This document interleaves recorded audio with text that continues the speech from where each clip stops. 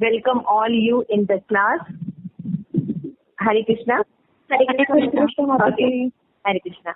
तो आज मंजरी group class में बहुत बहुत स्वागत है।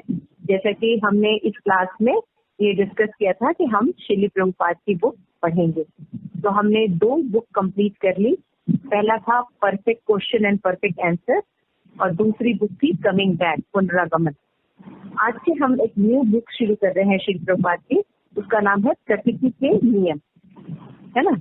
तो प्रकृति के नियम जो है ये बुक छोटी सी बुक है, ये भी प्रभुपाद की, लेकिन ये अमेजिंग है।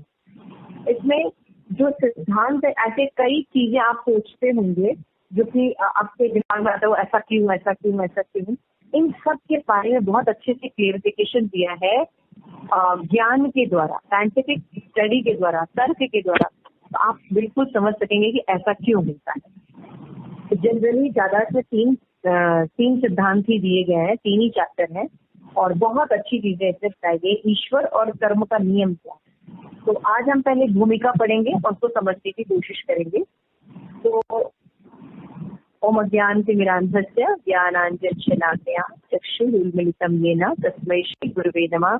श्री चैतन्य मनोभीष्टं स्थापितं येन भूतले स्वयं रूप सदा मह्यं ददाति स पदान्तिकम्। हरे कृष्ण कृष्ण कृष्ण हरे हरे, हरे राम राम राम हरे हरे। तो एक एक करके हम सब लोग पढ़ेंगे और इसको फिर हम एक्सप्लेन करते चलेंगे। तो ठीक है, अंबिका से शुरू करते हैं। अंबिका माता जी की ये अंबिका स्टार्ट। प्रकृति के नियम। भूमिका। मनुष्य अपनों को पशुओं की निम्न कोटि से ऊपर तर्क संपन्न बुद्धि का प्राणी मानते हुए अपने आप पर गर्व करता है।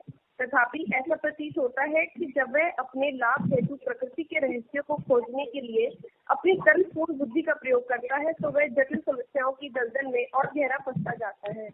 आंतरिक ज्वलन हम जहाँ जाना चाहते हैं वहाँ हमें तेजी से ले जाता है, किंतु यह वायु प्रदूषण, पौधशाला पर दुष्प्रभाव तथा तेल पर निर्भरता के संकट का भी कारण बन जाता है। परमाणु के उपयोग से हमें सस्ती ऊर्जा तो मिलती है, किंतु यह हमें जनसंहार के अस्त्र शस्त्रों के उत्पादन, चेरनोबिल तथा संकटपूर्ण रेडियोधर्मी कूड़े करकट की उठती लहर की ओर धकेलता है। आधुनिक कृषि उद्योग सुपरमार्केट में अन्न की प्रचुरता और भौचक्का कर देने वाली विविधता तो उत्पन्न करता है, किंतु यह पारिवारिक खेती की समाप्ति, भूमिगत जल के प्रदूषण, धरातल की बहुमूल्य मृदा के नाश तथा अन्य अनेक समस्याओं को जन्म देता है। यह स्पष्ट है कि हम प्रकृति के नियम को अपने खुद के लाभ के निमित्त कार्यान्वित करने के प्रयासों में किसी चीज का अभाव अनुभव कर रहे हैं। वह चीज क्या है? हम प्राचीन भारतीय ज्ञान ग्रंथों में, उपनिषद नाम से प्रचलित ग्रंथों में सर्वोपरि ग्रंथ ईश्वर के सर्वप्रथम मंत्र में पाते हैं कि इस सृष्टि में प्रत्येक पदार्थ पर भगवान का स्वामित्व है और उन्हीं द्वारा नियंत्रित है। अतः मनुष्य को अपने लिए केवल उन्हीं वस्तुओं को अपनाना चाहिए जो उसके लिए आवश्यक हो और उसके भाग के रूप में पृथक रखी गई हो, और यह भली भांति जानते हुए कि अन्य वस्तुएं किसके निमित्त हैं, उसे उन्हें स्वीकार नहीं करना चाहिए।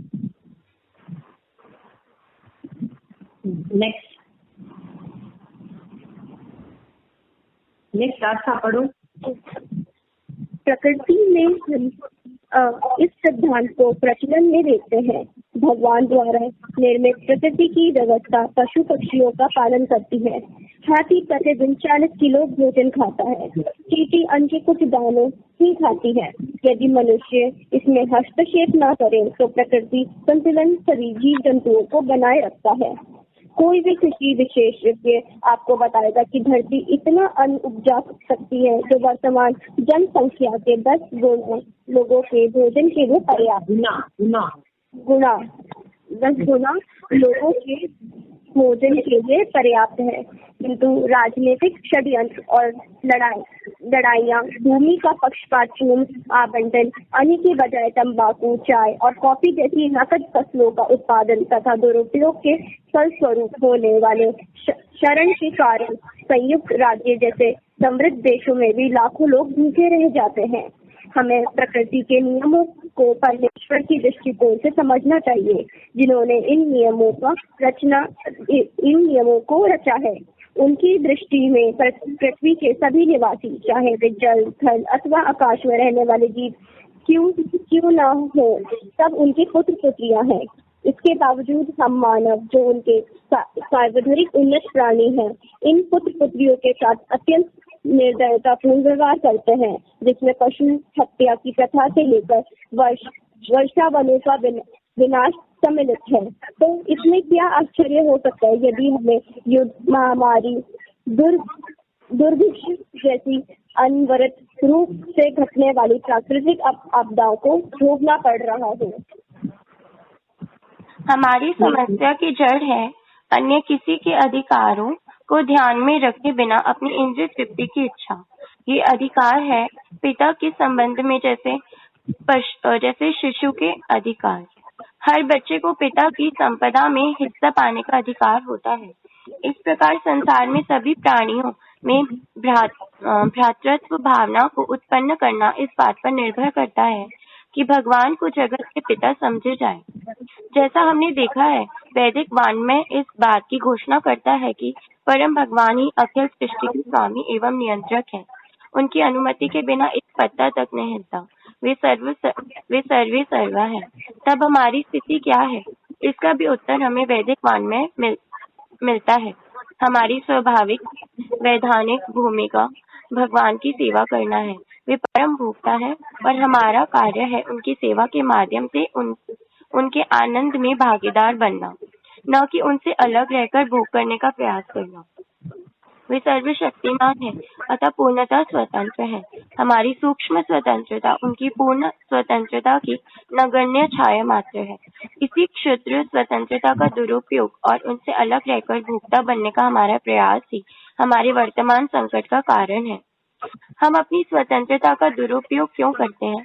क्योंकि हम अपनी वास्तविक स्थिति से अनजान हैं। वैदिक वाङ्मय की प्रथम सीख यह है कि हम शरीर नहीं अपितु आत्मा है, जो शरीर के भीतर चेतना के एक सूक्ष्म अंश रूप में रहता है और इसे गतिमान रखता है। यह ठीक उस तरह है जैसे कार एक यंत्र है जो किसी चालक को बिंदु क से बिंदु ख तक यात्रा करने की सुविधा प्रदान करती है। उसी प्रकार हमारा शरीर एक यंत्र है जो जीवात्मा को भगवान की भौतिक प्रकृति के दायरे में कार्य करने तथा अनुभूतियों एवं विचारों का अनुभव करने देता है। जब हमें सर्वोपरि आत्मा भगवान के अंश अर्थात आध्यात्मिक जीव के रूप में अपनी वास्तविक पहचान हो जाती है, तो हमें यह विदित हो जाता है कि हम भगवान की सेवा के निमित्त हैं। ठीक उसी तरह जैसे हाथ पांव सारे शरीर की सेवा के लिए होते हैं। किंतु हमारी समस्या यह है कि हम शरीर से पृथक अपनी पहचान को भूल जाते हैं और उल्टे अपने को उसके साथ गलत रूप से एकाकार समझ लेते हैं। यदि कोई मनुष्य अमेरिका में जन्म लेता है तो वह अपने आप को अमेरिकन मानता है। यदि वह फ्रांस में जन्म लेता है तो वह अपने आप को फ्रांसी मानता है, इत्यादि। हम अपनी पहचान लिंग, नस्ल, जाति, सामाजिक पद आदि के अनुसार भी मानते हैं, किंतु ये सब गुण केवल शरीर को लागू होते हैं, इत्यादि, आत्मा को नहीं। अतः अपनी सही पहचान के रूप में चिपके रहना हमारे लिए भगवान को तथा उनसे अपने संबंध को भूल जाने का कारण बन जाता है, जिससे हम स्वयं को भगवान की भौतिक प्रकृति का स्वतंत्र भोक्ता मानने लग जाते हैं। वैदिक वाङ्मय प्रतिपादित करता है कि मानव की गतिविधि जब भगवान की सेवा से रहित होती है तब वह एक सूक्ष्म सिद्धांत पर नियंत्रित रहती है, जिसे कर्म का सिद्धांत कहा जाता है। यह कर्म एक फल का सुपरिचित सिद्धांत है, क्योंकि यह इस बात से संबंधित है कि हम संसार में क्या करते हैं और परिणाम स्वरूप सुख अथवा दुख का अनुभव करते हैं। और यदि मैं किसी अन्य प्राणी को कष्ट दूं, तो जीवन चक्र के घूमने पर निश्चित रूप से मुझे भी वैसा ही कष्ट भोगने पर बाध्य होना पड़ेगा। यदि मैं किसी को सुख पहुंचाऊं, तो वैसा ही सुख मेरी प्रतीक्षा करेगा। प्रति क्षण प्रत्येक श्वास के साथ साथ इस भौतिक संसार में हमारी गतिविधियां सुख दुख का कारण बनती हैं। इन अंतहीन कर्मों तथा उनके फलों के क्रम को संभव बनाने हेतु एक जीवन से अधिक जीवनों की आवश्यकता रहती है। इसके लिए पुनर्जन्म लेना पड़ेगा। पुनर्जन्म का सिद्धांत जबकि भारत में तथा अन्य पूर्वी देशों में सार्वभौमिक रूप से माना जाता है, पाश्चात्य देशों में भी इस विचार के मानने वाले कुछ मिलते हैं। सदियों पूर्व गिरजाघरों ने पूर्व जन्म के दर्शन पर प्रतिबिंब लगा दिया था। एक यह एक लंबी कहानी है जिसकी तिथि सन 300 ईस्वी और 600 ईस्वी के मध्य प्रारंभ ईसाई धर्म के इतिहास जितनी पुरानी है। इस विवाद प्रतिवाद को पुनः जागृत करना इस पुस्तक के विषय क्षेत्र में नहीं आता, किंतु इस महत्वपूर्ण संकल्पना से इनकार करने से पाश्चात्य देशों के वैश्विक दृष्टिकोण में एक शून्य उत्पन्न हो जाता है।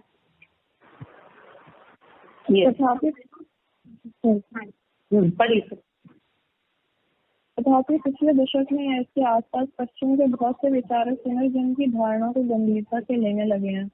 उदाहरण के तौर पर एमोरी यूनिवर्सिटी मेडिकल स्कूल के डॉक्टर माइकल सडोम ने recollections of death a medical investigation 1982 नामक एक पुस्तक लिखी है, जिसमें उन्होंने अपने इस अध्ययन की व्याख्या की है, जो हृदय रोग से पीड़ित रोगियों के शरीर बाह्य अनुभवों को पुष्टि करता है।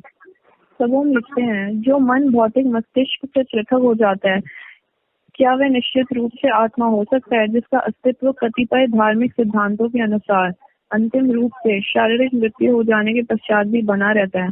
वर्जीनिया विश्वविद्यालय के मनोविज्ञानी डॉक्टर यान स्टीवनसन ने भी इसी तरह अपनी पुस्तक 20 केसेस सजेस्टिव ऑफ रीइंकार्नेशन 1966 में नन्हे बालकों के विगत जीवन की स्मृतियों को प्रलेखित किया है और प्रमाणित किया है।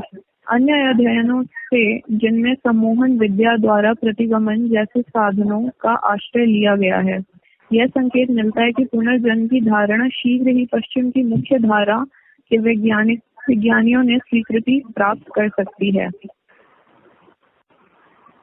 वैदिक वाङ्मय मनुष्य की नियति की व्याख्या में आत्मा के पुनर्जन्म को एक प्रमुख लक्षण मानता है, और जब हम निम्नलिखित प्रकार के किसी सरल प्रश्न पर विचार करते हैं कि यह तर्क स्पष्ट हो जाता है। कोई शिशु संयुक्त राज्य में धनाढ्य माता पिता के यहाँ उत्पन्न होता है, तो कोई दूसरा शिशु इथोपिया में भुखमरी से पीड़ित किसानों के यहाँ क्यों उत्पन्न होता है? पाप और पुण्य का फल अनेक जन्मों तक भोगना पड़ता है। कर्म और पुनर्जन्म का यह सिद्धांत इस प्रश्न का आसान उत्तर दे देता है।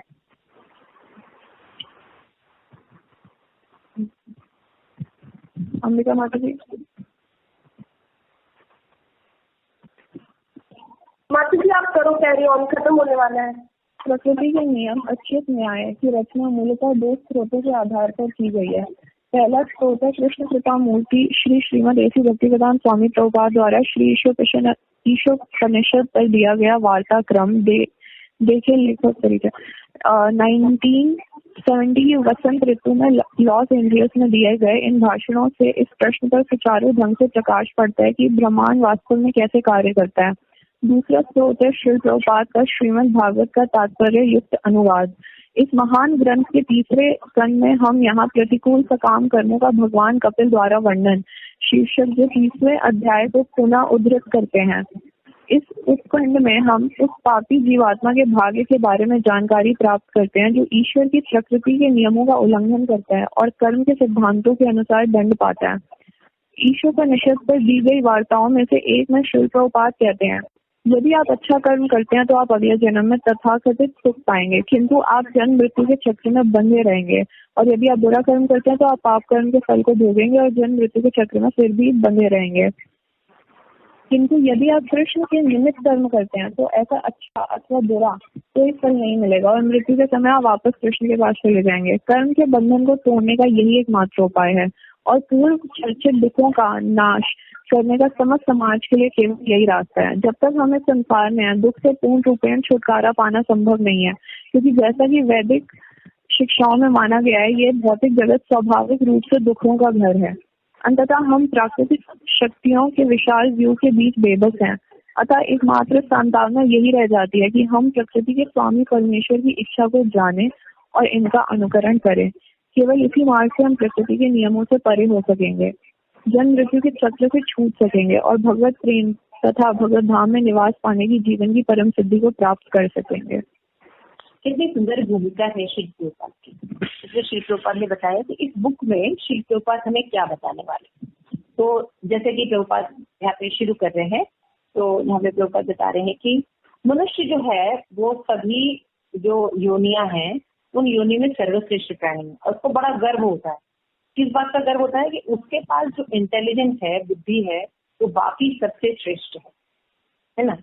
लेकिन बताते हैं कि वो अपने लाभ हेतु प्रकृति के रहस्य को अपनी इस बुद्धि को खोजने में नहीं लगाता है, वो इंद्रिय तृप्ति की तरह चला जाता है। तो शास्त्र बताते हैं कि अगर कोई व्यक्ति है और वो अपनी बुद्धि का उपयोग केवल आहार, निद्रा, भय, मैथुन, eating, mating, sleeping and defending, ये इन कार्यों में करता है, तो उसका जो बुद्धि है या कर्म है या जो भी चीजें हैं वो पशु लेवल पर ही देखी जाए। उसको अगर कर्म के हिसाब से कोई न्याय देना होगा या दंड देना होगा तो उसकी कैटेगरी मनुष्य में नहीं रखी जाएगी। क्या क्या करने पर? Eating, meeting, mating, sleeping and defending. तो अगर ये 4 चीजें मनुष्य कर रहा हो तो सोचता है कि बाकी सभी श्रेणियों में बहुत ज्यादा इंटेलिजेंट है। क्यों इंटेलिजेंट है? क्योंकि अभी जैसे कि अभी आप लोगों से बोलेंगे अरे वाह गांव में कुछ है, देखो यहाँ के लोगों ने हमने क्या क्या कर लिया है, हमारे पास बड़ी बड़ी कारें हैं, है ना, जो एक जगह से दूसरी जगह जाती हैं, हमारे पास परमाणु बम है ना, कई तरह के रेडियो सिस्टम है, सैटेलाइट्स हैं, कितनी तरक्की कर ली हमने, है ना। प्रोपाल बता रहे हैं कि आपने जो ये तरक्की की है इसके दुष्परिणाम भी तो देखिए कि बुद्धि के हिसाब से आपने तरक्की कर ली है, आपने बहुत बड़ी बड़ी कारें बना ली हैं, लेकिन पेट्रोल के कारण प्रदूषण कितना कर दिया, है ना। फिर आप परमाणु हथियार का उपयोग तो कर रहे हैं, लेकिन इस हथियार को बनाने में, करने में कितनी तरह की एनर्जी का दुरुपयोग करते हैं और इसका कितना ज्यादा नुकसान होता है। आपने न जाने कितने तरह के केमिकल्स और कितनी तरह की चीजें बना ली हैं। अगर हम अपने बाथरूम में, अगर आप लोगों का सेल्फ देखें बच्चों का, स्पेशली मंजरी ग्रुप का, तो एक व्यक्ति का अगर आप देखिए तो कितनी चीजें हम इस्तेमाल करते हैं।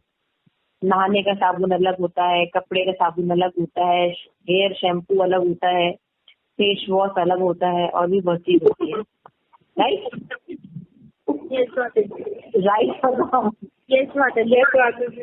है ना। खाली आप लोग अपने बाथरूम का अगर सारी चीजें चेक करिए कि एक व्यक्ति के लिए कितनी चीजों की जरूरत, एक साबुन की जरूरत है, लेकिन नहीं जी वैरायटी होती है। बाल के लिए अलग होता है, फेस के लिए अलग होता है, हैंड के लिए अलग होता है ना, और भी तो लंबी लिस्ट है। तो एक व्यक्ति पर इतने प्रोडक्ट सोच के देखिए। तो जब ये प्रोपाल लगाते हैं, सब चीजें जब बनती हैं तो फिर ये क्या करती हैं, इनके बनाने में, इनके करने में, फिर इनके कई तरह के डब्बे बन जाते हैं ये पैकेट, वो पैकेट, फिर वो केमिकल बन जाते हैं, सारे सब प्लास्टिक के बैग। और क्या होता है, हम कूड़ों के ढेर में खड़े रहते हैं, है ना। तो ये हमारा डेवलपमेंट रहता है ना। फिर हम सुपरमार्केट बना देते हैं, तो बता सुपरमार्केट में हर चीज हर मौसम में फिल। आश्चर्य की बात, जिस मौसम में अगर पालक नहीं मिलना चाहिए उस मौसम में भी पालक मिल रहा है, जिसमें एप्पल आना चाहिए उसी में एप्पल आता है।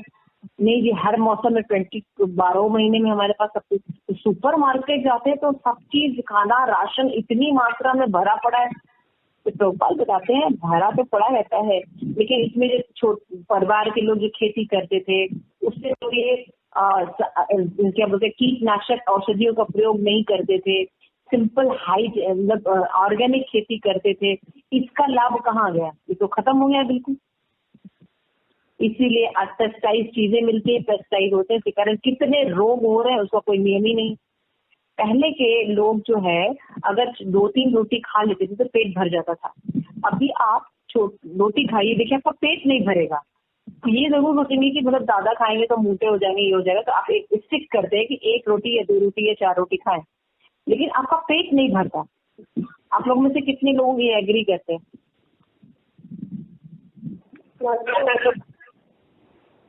करते हैं। ओके राधिका? हाँ जी माता जी, करती हूँ। है, कितनी भी सब्जियां खा लो या कितनी भी रोटी खा लो, मतलब एक जैसे सेटिस्फैक्शन का नहीं होता, पेट नहीं भरता। आप अभी भी उन घर, जैसे गांव में चले जाइए जहाँ खेती होती है ऑर्गेनिक, और वहां का आप कोई एक चीज खा के देखिए, मतलब तुरंत ताजे तोड़ के बैंगन की सब्जी बनाइए सिंपल नमक में, आपको मैं बता रही हूँ इतना स्वादिष्ट, तो स्वाद ही अलग होता है। और यहाँ की ऑर्गेनिक सब्जियां देखने में तो बहुत सुंदर होती हैं, लेकिन कोई स्वाद, कोई विटामिन नहीं होता। यहाँ के आम खा लीजिए, और एक गाँव में जाके छोटे वाले आम भी तोड़ के खाइए डायरेक्ट, जो मतलब गलत तरीकों से नहीं उगाया गया है, उससे कभी कोई फोड़े फुंसी नहीं होते, कोई बीमारी नहीं होती, है ना। यहाँ इतने सुंदर सुंदर लगा के सुपरमार्केट में प्लास्टिक के बैग में कलरफुल रखे रहेंगे, लेकिन उससे कितनी बीमारियां होती। शिल प्रभुपाद बताते हैं हमने अपनी बुद्धि का उपयोग जो किया है वो किसी eating, sleeping, mating and defending, इन चीजों में अपना सारी बुद्धि लगाई है। और ये पशु जीवन, यदि मनुष्य अपनी बुद्धि का उपयोग इन सब चीजों में ही करता है तो वो एक नेक्स्ट पशु ही है, वो मनुष्य नहीं है। शिल प्रभुपाद बताते हैं कि प्रकृति के नियम को अपने खुद के लाभ के लिए जब हम करने लगते हैं, प्रयास करते हैं, तो हमें एक प्रकार का अभाव लगता है। हम इतने बड़े बड़े डॉक्टर, इंजीनियर, इतने इक्विपमेंट्स, इतने ऑपरेशन, इतना सब बना दिए, लेकिन हम देख रहे हैं कि आए दिन हमें नए नए चैलेंजेस को सामना करना पड़ता है, नई नई बीमारियां होती है, आयु लाइफ घटती चली जा रही है, लोगों का स्ट्रेस लेवल बहुत ज्यादा हो रहा है, इतनी नेगेटिविटी। और पहले के लोग वैद्य लोग काम करते थे, सब कुछ करते थे, स्ट्रेस लेवल का ये हाल नहीं था, ना इतनी बीमारियां थी। तो कुछ तो है, कोई तो चीज है जो मिसिंग है हमारे लाइफ से। तो ईशोपनिषद जो है ये इसका आंसर देती है। ईशोपनिषद बताती है कि इस दुनिया में जितनी भी चीजें हैं उनके जो स्वामी है वो भगवान है, भगवान कृष्ण है, उनसे ही सारी चीजें उत्पन्न होती हैं। तो भगवान ने जब उत्पन्न की, सारी चीजें उत्पन्न की हैं, तो सबके लिए भाग निश्चित कर दिया। जब भगवान ने सबका भाग निश्चित, शेर का भाग है, बकरी का भाग है, चींटी का भाग है, मनुष्य का भाग है, सबका भाग डिसाइडेड। और आप अगर ध्यान से देखिए तो सभी जो जानवर, जिसको कि मनुष्य सोचते हैं कि इनके पास बुद्धि कम है, पशु, कीट, पतंगे, ये अपना भाग ही स्वीकार करते हैं। अगर आप सोचिए तो आप कभी भी सुनते हैं कि शेर जो है आजकल घास खाने लगा है? सुना है आप लोगों ने? नहीं।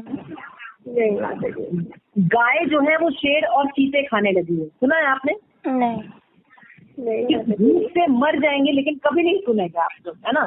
जो चिड़िया होती है, छोटी छोटी चिड़िया होती है जो कि अनाज खाती हैं, दाने खाती हैं, वो आपने कभी सुना कि कुछ और चीज खाते हुए वो आम खाना शुरू कर दी है? ऐसा नहीं होता, नहीं सुना है ना। लेकिन मनुष्यों को सुना है कि उनके लिए एक भाग डिसाइड किया गया है, लेकिन वो फिर भी मांस खाते हैं, शराब पीते हैं, अल्कोहल खाते हैं, चमगादड़ और बैट जैसी चीजें खाते हैं, और वे कोरोना वायरस लेके आते हैं। चूहे खाते हैं, कॉकरोच खाते हैं, छिपकली खाते हैं, अभक्ष्य भक्षण करते हैं। ये सुना है तो किसने? मनुष्य समाज में। सुना है आप लोगों ने? हाँ जी। सुना है ना। ईशोपनिषद में श्री प्रभुपाद एग्जाम्पल देते हैं कि मान लीजिए एक बोरा गेहूं जो है सड़क पर छोड़ दिया जाए, अलग अलग एनिमल आएंगे, मान लो बंदर आए तो क्या करेगा? वो 2 मुट्ठी 4 मुट्ठी लेगा, चला जाएगा, है ना। चिड़िया आएगी, क्या करेगी? थोड़ा सा 1-2-3 दाना लेके चली जाएगी। ठीक है। गिलहरी आएगी, क्या करेगी? वो भी माता जी को तर के खा जाएगी, खा के चली जाएगी जितना उसको खाना होगा। और गाय क्या करेगी? वो भी खा जाएगी माता जी। ठीक है। लेकिन मनुष्य आएगा तो क्या करेगा? माता जी वो पूरा ही ले जाएगा। क्योंकि उसको पूरा बोरा नहीं खा पाएगा, वो कई दिन में खाएगा, लेकिन वो उठा के लेके चला जाएगा। हाँ जी। तो अतिक्रमण कौन करता है? मनुष्य करते हैं। अब सोचिए, यहाँ पे बता रहे हैं कि प्रकृति के नियम है जिसकी अवहेलना हम करते हैं। हम देखते नहीं कि प्रकृति काम कैसे कर रहे हैं, बल्कि अपने नियम और कानून बनाते हैं। जब हम अपने नियम और कानून बनाते हैं और हम सोचते हैं बहुत एडवांस हो रहे हैं, एक्चुअल में हम अपनी खाई खोद रहे हैं। तो कहते हैं हाथी 50 किलो खाता है, चींटी कुछ दाने खाती है, लेकिन मनुष्य अगर हस्तक्षेप न करे तो ये प्रकृति का पूरा संतुलन आराम से बना रहा है। कोई भी कृषि विशेषज्ञ है वो जानता है कि ये जो धरती है इसमें मतलब जितनी भी जनसंख्या है, लोग कहते हैं जनसंख्या प्रॉब्लम है, प्रभुपाद कहते हैं जनसंख्या कभी भी प्रॉब्लम नहीं होती, क्योंकि ये धरती इतना अनाज उत्पन्न करती है। इसमें अभी जितनी जनसंख्या है, चाहे जितनी भी बिलियंस में हो, इससे 10 गुना ज्यादा अनाज उत्पन्न करती है ये पृथ्वी। सोचो, लेकिन होता क्या है कि जो देश में, राष्ट्र में जो विस्तारवादी नीति है, इसके कारण सब दिक्कत होती है। जैसे संयुक्त राज्य अमेरिका ही है, प्रभुपाद एग्जाम्पल लिख रहे हैं, तो ये क्या करते हैं, क्योंकि इनके मार्केट में एक रेट बना रहे, तो कई हजार टन अनाज ये समुद्र में फेंक देते हैं। सोचो, जहां लोगों को खाने को नहीं है, वहां ये कई हजार टन खाने हैं, समुद्र में इसलिए फेंक देते हैं कि उनका मार्केट में जो हाई रेट वैल्यू है वो बना रहे। इसीलिए आप देखिए, ये सुपर मार्केट और ये सब जो मार्केट की वैल्यू है, जो पद्धति है, ये विदेश से आई है। हमारे यहाँ इतना महंगा आज भी 2 रुपए का आटा अवेलेबल करा रहे हैं मोदी। समझ में आ रहा है?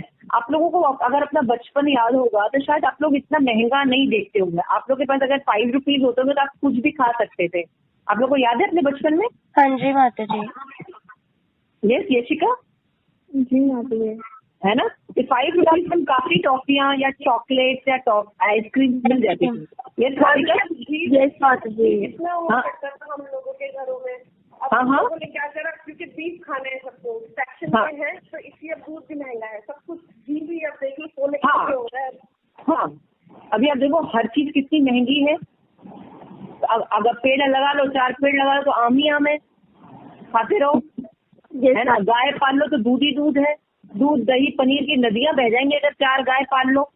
लेकिन नहीं जी, ये सब हम नहीं करेंगे, हम सुपर मार्केट से लेके आएंगे हर, तो फिर खाओ, फिर यही चीजें करो। तो ये लोग क्या करते हैं, अपनी प्राइसेस बढ़ाने के लिए जो अन्न है उनका उत्पादन रोक देते हैं, प्राकृतिक नियम है उनको तोड़ देते हैं, लेकिन इसका रिजल्ट तो मिलेगा ही ना। प्रभुपाद बता रहे हैं कि जब हम भगवान के बनाए गए नियम और दृष्टिकोण को तोड़कर अपने नियम बनाते हैं तो होता क्या है कि चाहे वो जल को, थल हो, आकाश में रहने वाले जीव क्यों न हो, भगवान के पुत्र और पुत्री हैं, यानी सर्वाधिक उन्नत प्राणी है। लेकिन वो क्या करते हैं, बुद्धिमान लोग निर्दयी हो जाते हैं, जो चीजें नहीं भी खानी है उनको भी खाते हैं, है ना? पशु पक्षी ये भी भगवान की ही क्रिएशन है, इनको अपनी जीव सृष्टि के लिए नहीं मार देना चाहिए, लेकिन हम क्या करते हैं, मार देते हैं। हम क्या करते हैं, अरे इन वनों का क्या उपयोग है, हम वन साफ करके multi storey building, factory, chemical, supermarket ये सब बना रहे हैं, है ना? तो जब हम ये सब वन को हटा देते हैं जो कि वर्षा उत्पन्न करते हैं, ये कहते हैं कि जब चीजें हटाते हैं फालतू चीजें लेके आते हैं, जो चीज प्रोडक्ट करते हैं वो अति भयानक होते हैं, तो क्या उत्पन्न करते हैं, युद्ध, महामारी और ये प्रकार के कोरोना वायरस जैसे दुख। अब देखिए कितना पूरे दुनिया में दुखी करके रखा है। अभी देखा आपने कि भक्ति चारू महाराज का भी शरीर त्याग हुआ, देखा ना? कोरोना वायरस से हम कितने बंद गए, तो हम कितनी समस्याएं उत्पन्न कर रहे हैं। तो चौपाल बताते हैं कि समस्या की जड़ क्या है कि अन्य किसी के अधिकार को ध्यान में रखे बिना अपनी इंद्रिय तृप्ति करना। हमें पता होना चाहिए कि कौन सी चीज किसके लिए बनी है। इतना हम वैज्ञानिक डेवलपमेंट कर रहे हैं, तो पता होना चाहिए कि क्या किसके लिए बना है। गाय घास खाने के लिए बनी है, तो ये सब चीजें हमें देखना पड़ेगा। तो प्रभुपाद ने बताया कि पिता जो है वो अपने शिशु पर, जैसे पिता की संपत्ति होती है तो हर बच्चे का अधिकार होता है, उसी तरह ये प्राकृतिक जो सुविधाएं हैं, जैसे आपको सूर्य है, वायु है, पानी है, जल है, अग्नि है, आकाश है, ये चीजें आपको दी गई है, ये भगवान की संपत्ति है और इस संपत्ति पर सबका अधिकार है। लेकिन जैसे कि देखा जाता है, जैसे वेद भी बताते हैं कि भगवान अखिल ब्रह्मांड की सृष्टि भी करते हैं, पालन करते हैं और संहार भी करते हैं। तो मतलब भगवान सर्वे सर्वा है। तो हम प्रश्न हो सकता है कि भाई भगवान सर्वे सर्वा, तो हमारी स्थिति क्या है? तो हमारी स्वाभाविक स्थिति है कि हम उनकी सेवा करें, क्योंकि हम उनके बच्चे।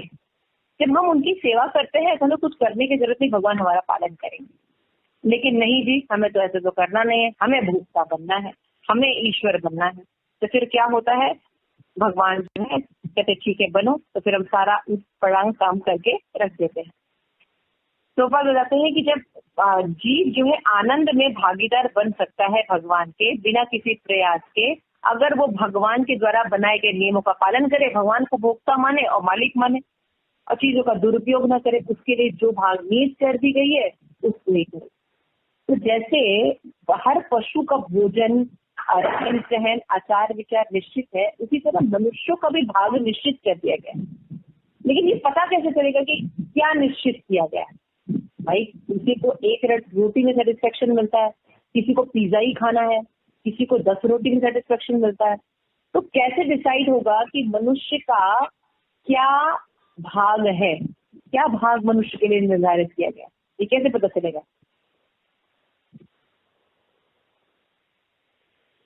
जैसे गाय का भाग आपको पता है ना क्या है? हाँ है ना। शेर का भाग आपको पता है क्या है? नीचे है।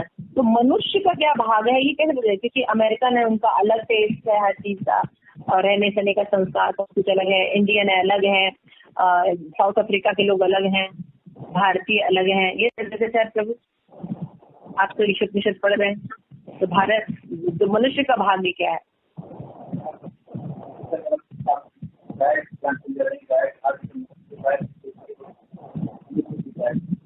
दशहरा नहीं पीता, यही पढ़ा है आपने ईश्वर निषद, सब गलत आंसर। ये आप लोग बताइए, सोचिए मनुष्य का क्या भाग्य निश्चित किया गया है? क्योंकि इतनी विविधताएं हैं। माता जी वही भगवान की अपना उसमें उन्हीं के कार्यों में लगाना, उनके आनंद में अपना भागीदार बनना है, भगवान के कार्यों में, भगवान के कार्यों में आनंद करना। ठीक है माता जी का भगवद गीता मैंने क्या पत्रम पुष्पम फलम। हाँ ठीक है, पत्रम पुष्पम फलम। तो तुम 1 रोटी खाती हो, हम तो 2 रोटी खाते हैं। मतलब भागीदार आप कह रहे हो क्वांटिटी या क्या हम खा सकते हैं? ये नहीं, खा नहीं कह रहे, मैं क्या कह रही हूँ, मैं कह रही हूँ कि कैसे डिसाइड होगा कि मनुष्य का भाग क्या है। जैसे हम तो दिन भर हमें मैगी पसंद है, किसी को पास्ता पसंद है। जो हमें नेचर से मिल रहा है उसे एज इट इज ग्रहण करना। ऐसा कैसे हो सकता है? एज इट इज कैसे खा सकते हैं? पहले ऋषि मुनि जो हुआ करते थे हमारे, वो खाया करते थे चीजों को, हमारी तरह स्पाइसेस अलग अलग से मिला के नहीं खाया करते थे। लेकिन ये भी चीजें तो भगवान ने दिए, स्पाइसेस दिए, बनाने की कला भी बताई है भगवान ने ही तो सारा कुछ बताया है कि इस तरह की चीजें होती है, इसको ऐसे पकाया जाता है, इसको ऐसे पकाया जाता है, इस प्लांट का रूट खाना है, इस प्लांट की स्टेम खानी है, इस प्लांट का बीज खाना है, इस प्लांट का सीड खाना है। ये भी तो भगवान ने नॉलेज दिया है। माता जी हमें उतना खाना चाहिए जिससे हमारी भूख खत्म हो जाए, हमें अत्याहार नहीं करना चाहिए। ठीक है, ये कैसे पता चलेगा राधिका? मान लो आपकी भूख जो है, तो मैं कह रही हूँ आपकी भूख जो है, मान लीजिए एक छोटे से पैन में या एक पीस में केक खत्म हो जाती है, लेकिन हमारा तो पूरा केक ना खाए तो हमारी तो भूख ही ना खत्म हो। मतलब हमारा भाग रहना चाहिए कि जो हमारे पेट में 25% जगह रह जाए। हाँ ठीक है, 25% रह जाए, लेकिन हम 25% जगह रख रहे हैं, लेकिन हमारा पूरा केक खाने के बाद होता है, और जो राधिका है उसका एक पीस खाने में पेट भर जाता है। आप बताइए। देखो मनुष्य का जो भाग है वो भगवत साक्षात्कार करना। समझ आया? हाँ जी। मनुष्य जीवन किस लिए मिला है? भगवत साक्षात्कार करने के लिए। क्या करने के लिए? भगवत साक्षात्कार। मनुष्य का भाग है भगवत साक्षात्कार करना। हर जीव का यानी भाग क्या डिसाइड किया? भगवत साक्षात्कार करना। उसके अनुकूल जो चीजें हैं उसको स्वीकार कीजिए, उतना ही आपका भाग है। जो आपको भगवत साक्षात्कार की तरफ ले जाए बस उतना ही स्वीकार करना। Now it is good. Yes माता जी। तो अपने आप अनुकूल छूट जाएगा ना। माता जी भगवत साक्षात्कार मतलब भगवत साक्षात्कार मतलब कि आप कौन है, आपका भगवान के क्या साथ क्या संबंध है, आपका हाँ आप ये दुखालय में क्यों आए, आपको इतना दुख क्यों मिल रहा है, ये सब चीजें जो हैं ये जानना। हम कौन है, भगवान के साथ हमारा क्या संबंध है, भगवान कौन है, समझ में आ रहा है? ये सब भगवत साक्षात्कार होता है। समझ में आ गया? God realization, self realization. Now Ambika clear बेटा? यस माता जी। गॉड रियलाइजेशन, सेल्फ रियलाइजेशन, ये मनुष्य का भाग्य है। किसी भी प्लेनेट पे कोई व्यक्ति रहता है, मनुष्य है, तो उसका भाग्य है भगवत साक्षात्कार करना। उससे रिलेटेड जो भी चीज वो स्वीकार करे जो अनुकूल हो और प्रतिकूल को छोड़ देना, यही उसका भाग है। खाना उतना खाए जितना भगवत साक्षात्कार हो सके, कोई भी काम करे जो भगवत साक्षात्कार हो सके, तो सरल जीवन रहेगा ना। किसी को बुक्स पढ़नी रहेगी, जब करना रहेगा, उसको इंडस्ट्री थोड़ी बनानी रहेगी, उसको मॉल में थोड़ी जाना होगा क्या? नहीं। सब कुछ घट रहा है ना। उसको ऐसा थोड़ी कि 2 घंटे क्लास करके 20 आवर्स जो नेट पर बिताएगा, नहीं, ऐसा नहीं होगा ना। भगवत साक्षात्कार जो है ये मनुष्य का भाग है, याद रखिए आप लोग। It is a very important and very good knowledge, जो कि बहुत पढ़ने पर आप लोगों को पता चलेगा। ये मैंने आप लोगों को ऐसे ही बता दिया। ठीक है, तो मनुष्य का भाग है भगवत साक्षात्कार करना। भगवत साक्षात्कार के अनुकूल जो चीजें हैं उनको स्वीकार करिए, और भगवत साक्षात्कार के अनुकूल जो चीजें नहीं है वो स्वीकार मत कीजिए। अत्य आहार भगवत साक्षात्कार के अनुकूल है कि प्रतिकूल? यशिका? प्रतिकूल। प्रतिकूल है। तो करेगा वो व्यक्ति? नहीं माता जी। तो 25% हवा के लिए और पानी के लिए सब स्थान देगा ना वो अपने आप ही। जी माता जी। तो ये नीचे का नॉलेज है, हवा रखना, पानी रखना, समझ आया?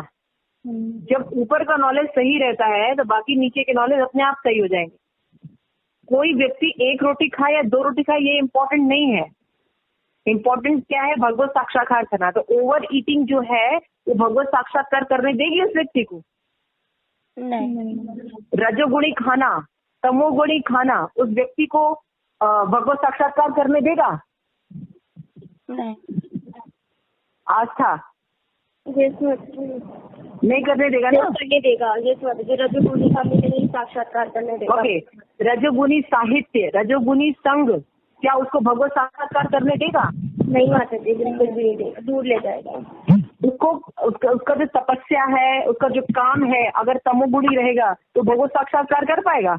नहीं माता जी। तुम देखो दुनिया के सारे लोग कंट्रोल हो गए कि नहीं हो गए? यस अंबिका? एसोसिएशन मैटर्स, यही बार बार सब बोलते हैं। समझ आ रहा है आपको कि जब हम टॉप लेवल पर नॉलेज लेते हैं, this is miracle thinking, this is miracle thinking and this is Srila Prabhupada knowledge. कि जब मनुष्य का जो भाग है, ये काम है, मनुष्य जीवन का एकमात्र काम है भगवत साक्षात्कार करना। लेकिन आज की लाइफ में सबसे लीस्ट बॉदर करते हैं हम भगवत साक्षात्कार को। हमको ये बनना है, हमको ये बनना है, हमको ये करना है, हमको ये करना है, हमें इंजीनियर बनना है, हमें डॉक्टर बनना है, हमें यहाँ जाना है, हमें ये करना है, हमें ये खुदाई करनी है, हमें हिमालय जाना है, हमें एक्टर बनना है, हमें एक्ट्रेस बनना है। ये सब हमारे लक्ष्य है। हमारा खान पान तमोगुणी है, हमारा रहन सहन विचार तमोगुणी है, हमारे साहित्य फ्रेंड सर्कल तमोगुणी है।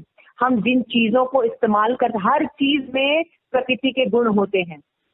हम कौन सा कलर इस्तेमाल करते हैं, हम कौन सी भाषा इस्तेमाल करते हैं, हम कौन सी तपस्या इस्तेमाल करते हैं, everything is mention in Prabhupada in Bhagavad Gita. आप 16, 17 चैप्टर पढ़िए, पूरा प्रकृति के नियम और प्रकृति के 3 गुण में सारी बातें लिखी गई हैं कि सत्वगुणी क्या चीजें होती हैं, तमोगुणी क्या चीजें होती है, रजोगुणी क्या चीजें होती हैं। तो क्या करना चाहिए? पहले हमें तमोगुण से रजोगुण की तरफ आना चाहिए, फिर रजोगुण से हमें सत्वगुण की तरफ। हमारा टेस्ट हमें चेंज करना चाहिए, क्योंकि भगवत साक्षात्कार करना जीव का लक्ष्य है। ठीक है बेटा? किसी का कोई डाउट है तो पूछ सकते हैं। Radhika, you want anything? No माता जी। अभी समझ रहा है, आप समझ में आ रहा है कि कैसे हर चीज नियंत्रित हो जाएगी, चाहे वो अमेरिका में होगा, चाहे इंडिया में होगा, चाहे साउथ अफ्रीका में होगा, चाहे कनाडा में होगा, चाहे वो जंगल में होगा, चाहे वो पढ़ा लिखा व्यक्ति होगा, चाहे असभ्य व्यक्ति होगा, सब चीज कंट्रोल हो जाएगी ना? जी। हो गई ना सब चीज कंट्रोल? जैसे हम ये कह रहे हैं कि शेर का जो भाग है वो मांस है, गाय का जो भाग है वो घास फूस और चारा है, हम ये कह रहे हैं ना। हाँ जी। तो वन वर्ड में हम कह सकते हैं कि मनुष्य का भाग है भगवत साक्षात्कार करना, तो ये समझना होगा हमें। लेकिन हम प्रकृति के नियम का उल्लंघन करते हैं और हम पशु के काम करते हैं, तो जो हमें कॉन्सिक्वेंसेस भुगतने पड़ेंगे वो कौन भुगतेगा? भगवान। हमें भुगतेंगे, हमको भुगतना पड़ेगा ना। हाँ जी। Ambika, if you are not listening Krishna consciousness knowledge, if you are not applying your knowledge, अगर आप अपने जीवन में व्यवस्था नहीं कर रहे हैं उस तरह से सुनकर, या कोशिश में या प्रयास में भी नहीं है, तो कॉन्सिक्वेंसेज आपको भुगतने पड़ेंगे। फिर चिल्लाने से क्या फायदा? ओके, कुछ ज्यादा हो गया डोज। आगे बढ़ते हैं। उसके बाद श्रील प्रभुपाद बता रहे हैं कि हमारी स्थिति यही है। हमारी स्थिति क्या है ये समझना चाहिए कि हम भगवान के दास हैं, लेकिन हम क्या करते हैं? मालिक बनने की कोशिश करते हैं, और दास जब मालिक बनता है तो सब चीज ऊट पटांग करके रख देता है, जो कि हम कर रहे हैं। तो प्रभुपाद कह रहे हैं हम अपनी स्वतंत्रता का दुरुपयोग कर रहे हैं। बोल रहे हैं ना प्रभुपाद, क्योंकि सारे शास्त्र बताते हैं कि हम शरीर नहीं आत्मा है, और ठीक उसी तरह से जैसे कार एक यंत्र है, तो कार में जब हम चालक बैठता है तो यहाँ से यहाँ, नोएडा से दिल्ली जाना है हमारे, तो सुविधा प्रदान करता है। उसी तरह शरीर भी यंत्र है और जीवात्मा उसमें ड्राइवर है ना। उसके विचार, अनुभव, ये सब बहुत इंपॉर्टेंट रखते हैं। अगर ये भगवत साक्षात्कार पर चलेंगे तो दिशा ठीक है, लेकिन अगर भगवत साक्षात्कार की तरफ नहीं चलेंगे तो ये यंत्र भी जवाब दे देता है। क्योंकि हम क्या करेंगे? सेंस ग्रेटिफिकेशन करेंगे। सेंस ग्रेटिफिकेशन का नतीजा दुख ही होता है। हम भगवान के नियम को नहीं मानेंगे, हमें जो अच्छा लगता है वो करेंगे। तो बताएगा कि अगर हम तमो गुण में रहेंगे तो हमारी पशु योनि से भी बदतर हालत होगी, नरक में भी जगह नहीं मिलती है, उससे भी नीचे गति होती है, सोचिए। और अगर हम रजोगुणी रहते हैं तो रजोगुणी जो व्यक्ति होता है वो तो बहुत ही दुख पाता है, पशु योनि में हमेशा जन्म लेता है। सतोगुणी व्यक्ति को इस प्लैनेटरी सिस्टम में जन्म मिलता है। एटलीस्ट हमें सतोगुण तो उठना चाहिए, ठीक है, ये बताने के। तो प्रभुपाद कह रहे हैं कि लेकिन हमारी समस्या क्या है कि हम शरीर से पृथक अपनी पहचान को भूल गए। हम क्या सोचते हैं, क्योंकि हम ऐसा नॉलेज ही नहीं पढ़ते, या इस समाज में आत्मा का नॉलेज ही नहीं है, तो लोग क्या करते हैं, ये सोचते हैं, जैसे कि कोई नाम ले लीजिए, जैसे आप नाम लीजिए आस्था। तो आस्था का मतलब एक पर्सनैलिटी, एक पर्सन के रूप में आस्था सामने आएगी। अंबिका, राधिका, है ना, आप नाम लीजिए तो आपको एक पर्सन दिखाई देगा। क्यों? क्योंकि हमने अपनी सारी थ्योरी, पहचान कहाँ लगा रखी है? शरीर में। शरीर को सेटिस्फाइड करने के लिए दिन भर काम करते हैं, और हम जो हैं आत्मा, उसकी सेटिस्फेक्शन के लिए, उसकी सेटिस्फेक्शन के नॉलेज के लिए हमारे पास टाइम नहीं। आगे श्री प्रभुपाद बताते हैं कि कई थ्योरीज हैं। जैसे प्रभुपाद कहते हैं कि फ्रांस में जन्म लेता है फ्रांसीसी मानता है। इसी तरह लोग क्या करते हैं, अपनी पहचान किससे करते हैं? लिंग से, नस्ल से, जाति से, सामाजिक पद के अनुसार वो मानते हैं हम ये हैं, हम प्रधानमंत्री हैं, हम नेता हैं, हम डॉक्टर हैं, हम इंजीनियर हैं, हम ये हैं, हम वो हैं, ऐसे अपनी पहचान करता है। क्यों करता है? क्योंकि उसने अपनी आइडेंटिटी कहाँ, नॉलेज के थ्रू कहाँ फिक्स की है? बॉडी को। श्री प्रभुपाद बताते हैं कि लेकिन जो वैदिक साहित्य है, मानव की गतिविधियां जब भगवान की सेवा से रहित होती हैं तो एक सूक्ष्म सिद्धांत पर नियंत्रित करती है, जिसे कर्म का सिद्धांत कहते हैं। जब हम भगवान की सत्ता की अवहेलना कर देते हैं तो हमारे ऊपर कर्म की थ्योरी अप्लाई की जाती है प्रकृति के द्वारा। तो फल का सुपरिचित सिद्धांत है कि हम संसार में क्या करते हैं उसके हिसाब से हमें सुख और दुख मिलता है। अगर हम किसी को सुख पहुंचाते हैं तो हमें सुख मिलता है, और दुख पहुंचाते हैं तो दुख मिलता है। और इन दोनों को करने में हमारी एक लंबी कर्म श्रृंखला रहती है। सुख और दुख भोगने के लिए हमें बार बार आना पड़ता है। श्री प्रभुपाद बताते हैं कि पुनर्जन्म के सिद्धांत को हमें समझना चाहिए। और प्रभुपाद ये भी बताते हैं कि जो गिरजाघर हैं, चर्च वगैरह हैं, इसमें पुनर्जन्म के सिद्धांत पर प्रतिबंध लगा दिया गया। जैसे इसमें दिया था पुनर्जन्म होते हैं, लेकिन वहां के सिद्धांत को नहीं बताते। श्री प्रभुपाद ने मेंशन किया है कि पुनर्जन्म की कई थ्योरीज लिखी गई हैं, इसे बताया था कि इमोरी में यूनिवर्सिटी मेडिकल स्कूल में माइकल ने भी कुछ बातें बताई कि नहीं, पुनर्जन्म का कुछ सिद्धांत मिलता है। वर्जीनिया के विश्वविद्यालय में साइकोलॉजिस्ट हैं, उन्होंने भी, डॉक्टर इयान ने भी ये बताने की कोशिश की। हिप्नोटाइज, जैसा हमने पढ़ा था कमिंग बैक में, रिग्रेशन और हिप्नोटाइज के द्वारा प्रूव करने की कोशिश की गई कि नहीं, पुनर्जन्म होता है। ऐसे लोगों ने अपने अपने कई रियलाइजेशन लोगों ने बताई और देखा, कई बार पाया गया कि वो घटनाएं सत्य भी थी, कई बार पाया गया जो सच में घटनाएं नहीं गलत थी।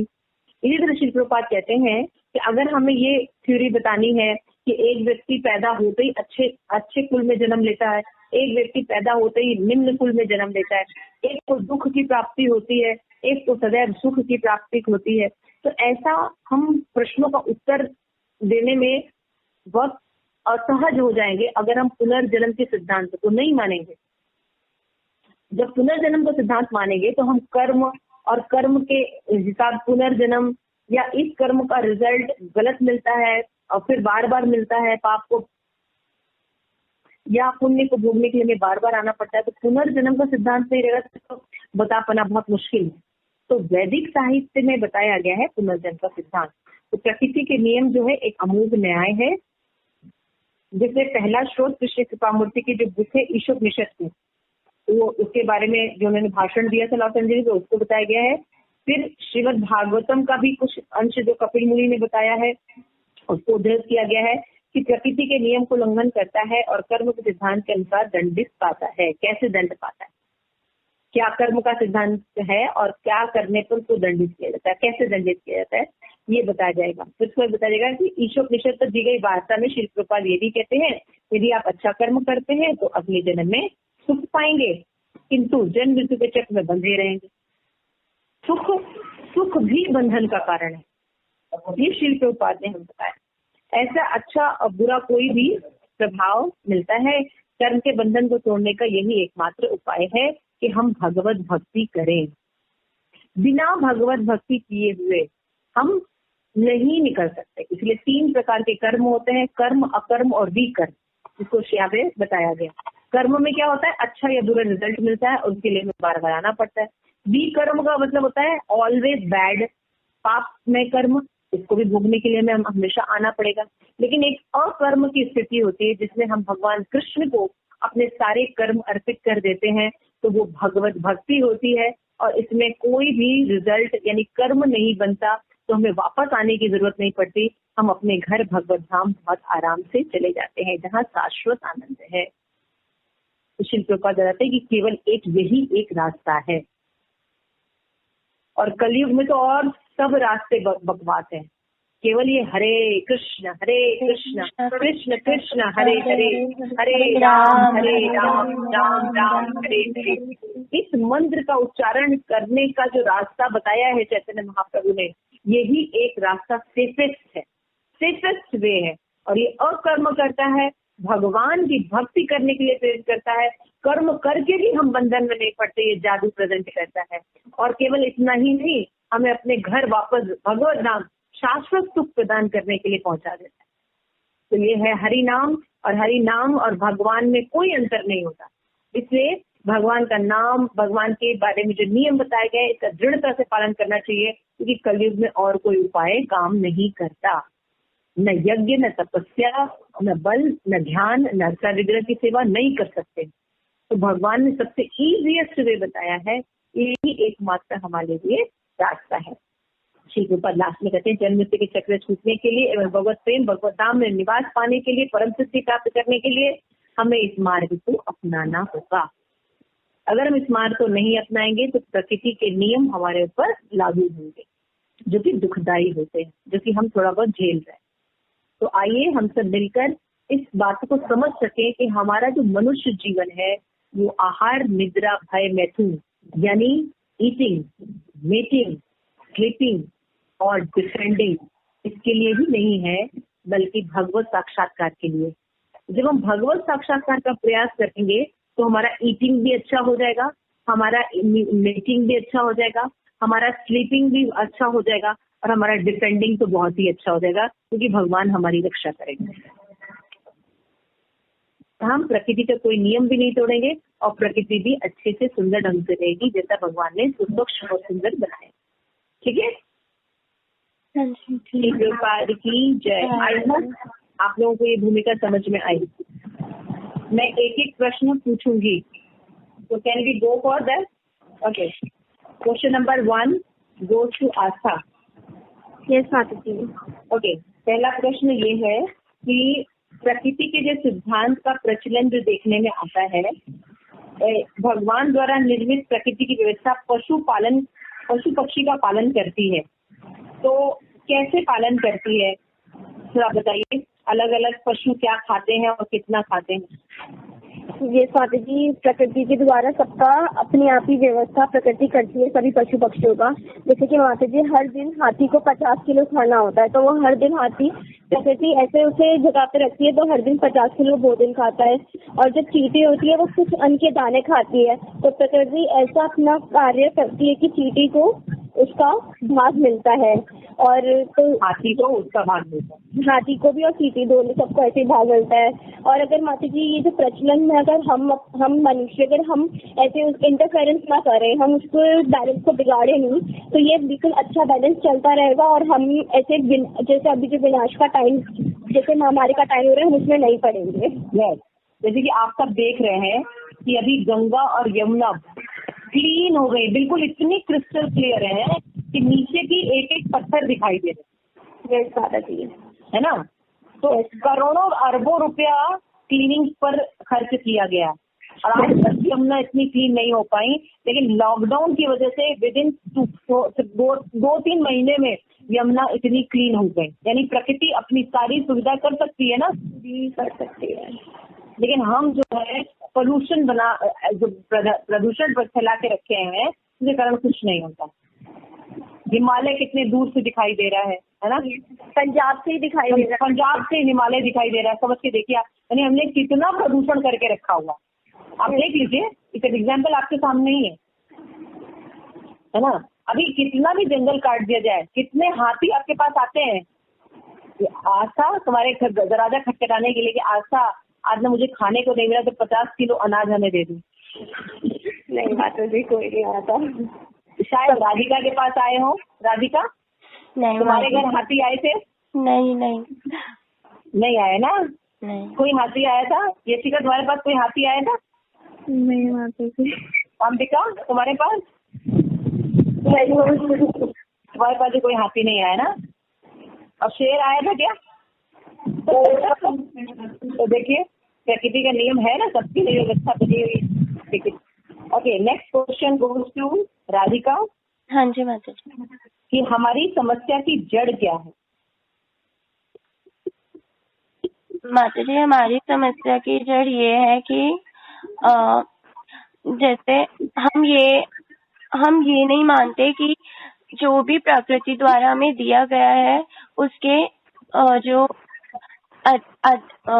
जिसको उसने उत्पन्न किया है वो भगवान है, और हम उन सब चीजों को भगवान की सेवा में न लगाकर अपनी इंद्रिय तृप्ति की पूरी में लगा देते हैं। वेरी नाइस, हरी बोल, वेरी नाइस। दोनों आस्था राधिका के लिए very nice. Okay, next question goes to Ambika. Okay Ambika, कि भगवान सर्वे सर्वा है जैसा कि राधिका ने बताया, लेकिन तब हमारी स्थिति क्या है? मतलब हमारी जो स्थिति है वो मतलब हम लोग ये सोचते हैं कि हम भगवान से अलग है और स्वतंत्र होने का काम करते हैं, मतलब इंडिपेंडेंट सोच करके, कोई लॉ नहीं है, कोई नेचर नहीं है इस तरीके से। बल्कि हम ये भूल जाते हैं कि हमारी जो बेसिकली जो हमारा काम है यहाँ पे आने का, वो ये है कि हम भगवान की भक्ति करें और वापस जाने का प्रयास करें, वापस ना आए। वेरी नाइस, चलिए ठीक है, हरी बोल, हरी बोल, हरी बोल। Okay, next Yashika. तो जो हम अपनी स्वतंत्रता का दुरुपयोग क्यों करते हैं? माता जी, क्योंकि हम मटेरियल कॉन्शियसनेस में रहते हैं कि हम शरीर हैं, हम आत्मा है, इस बात पे हम ध्यान नहीं देते। तो यहाँ पे जैसे एग्जाम्पल दिया हुआ है कि जैसे एक कार है और उसमें जो एक ड्राइवर है, तो ड्राइवर का काम है बस एक पॉइंट से दूसरे पॉइंट पर गाड़ी को ले जाना। ऐसी आत्मा का काम है कि वो अपना एक जर्नी करे और भगवान की सेवा करे, तो वो अपने आपको अपने शरीर से, अपने हाथों से मतलब भगवान की सेवा में अपने आप को लगाए। Very nice. लास्ट क्वेश्चन आस्था, तो अगर हमें इस प्रकृति के क्रूर क्रिया प्रतिक्रिया से निकलना है तो हमारे पास लास्ट ऑप्शन क्या है? माता जी, भगवान से साक्षात्कार करना, भगवत का साक्षात्कार करना, और मतलब हमें अपने जो शरीर है उसको भगवान के कार्यों में उपयोग में लगाना।